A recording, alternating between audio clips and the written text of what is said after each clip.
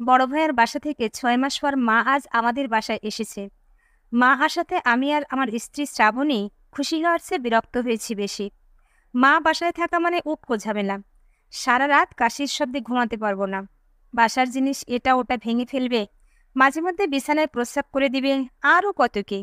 যেহেতু আমরা দুই ভাই, সেহেতু মা ৬ মাস ভাইয়ার কাছে থাকে আর ৬ মাস আমার কাছে থাকেন। আমি আর ভাইয়া চেয়েছিলাম মাকে বৃদ্ধাশ্রমে দিয়ে দিই, কিন্তু সমাজের মানুষ কি বলবে সেই ভয়ে আর দিতে পারেনি।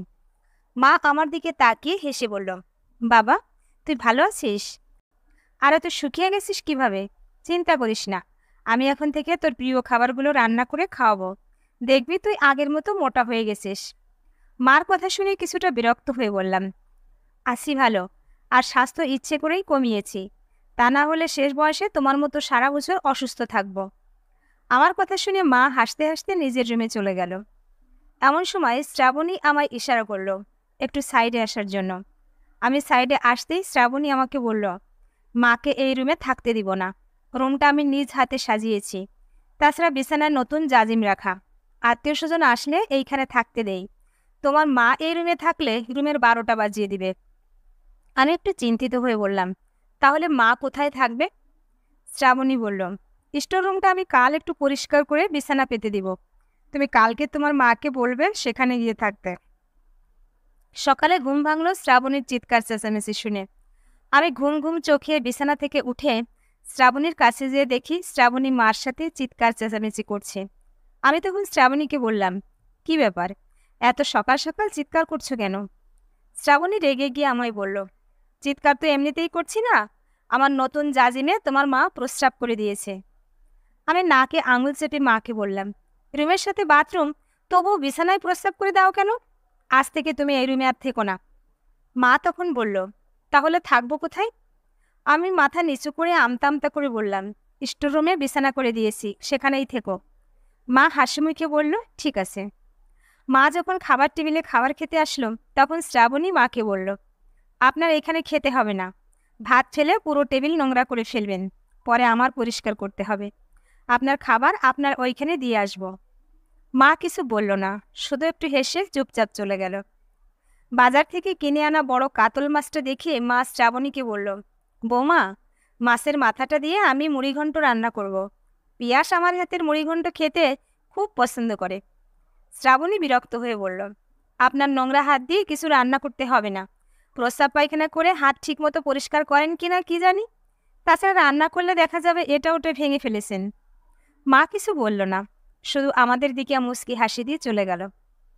৫ বছর পর দুপুরের দিকে ফোন দিয়ে শ্রাবণী আমায় বলল, অফিস থেকে তাড়াতাড়ি বাসায় যেতে।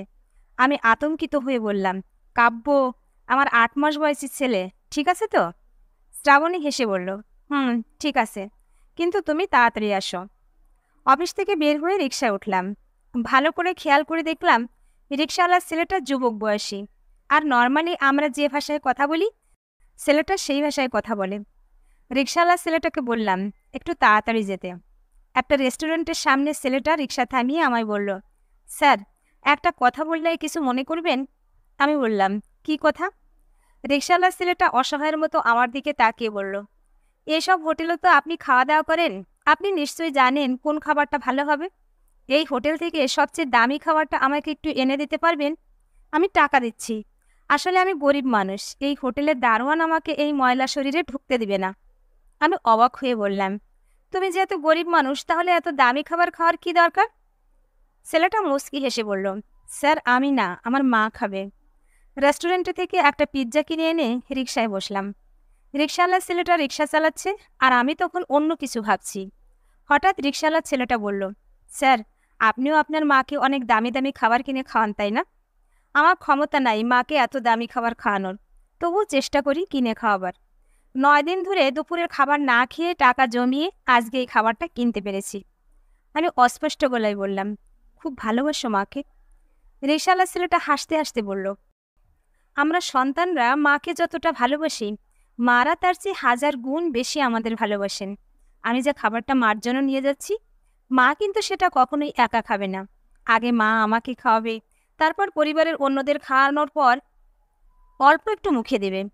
তারপরও মা একটু খেয়েছেন, এটাই সন্তানের তৃপ্তি। একটা জিনিস খেয়াল করে দেখবেন, আপনি হাজার কষ্ট দিলেও মা সেটা হাসি মুখে মেনে নেয়। সন্তানের কোনো কথাতে মা সহজে চোখ থেকে জল বের করে না, কারণ মায়ের চোখের থেকে এক ফোঁটা জল বের হলে আল্লাহর আরশ কেঁপে ওঠে। বাসায় এসে কলিং বেল বাজাতেই শ্রাবণী দরজা খুলল। আমাকে দেখে শ্রাবণী জড়িয়ে ধরে বলল, পিয়াস, কাব্য আজ আমাকে প্রথম মা বলে ডেকেছে। আমার এত ভালো লেগেছে, তোমায় বলে বোঝাতে পারবো না। আমি শ্রাবণীর দিকে তাকিয়ে দেখলাম শ্রাবণী কাঁদছে, কিন্তু ওর চোখে মুখে এক পৃথিবীর সমান আনন্দ।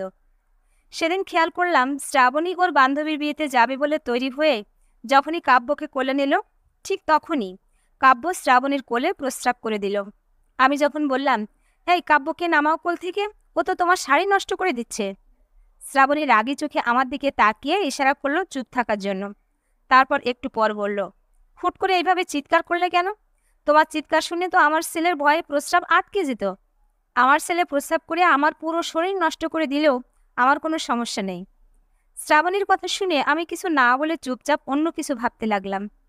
রাত ৩টার সময় ঘুম ভেঙে গেলে খেয়াল করে দেখি পাশে শ্রাবণী আর আমার ছেলে নেই। তড়িঘড়ি করে ড্রয়িং রুমে এসে দেখি শ্রাবণী আমার ছেলেকে কোলে নিয়ে ড্রয়িং রুম জুড়ে হাঁটাহাঁটি করছে। আমাকে দেখে শ্রাবণী অস্থির হয়ে বলল, ছুঁয়ে দেখো, কাব্যের শরীরটা গরম, মনে হয় জ্বর এসেছে, কালকে ওকে আমি ডাক্তারের কাছে নিয়ে যাব। শ্রাবণের শাড়ির অর্ধেকটা অংশ ভিজা থাকতো আমার ছেলের প্রস্রাবে। মাঝে মাঝে দেখা যেত আমার ছেলে পায়খানা করে সারা শরীর নষ্ট করে দিয়েছে।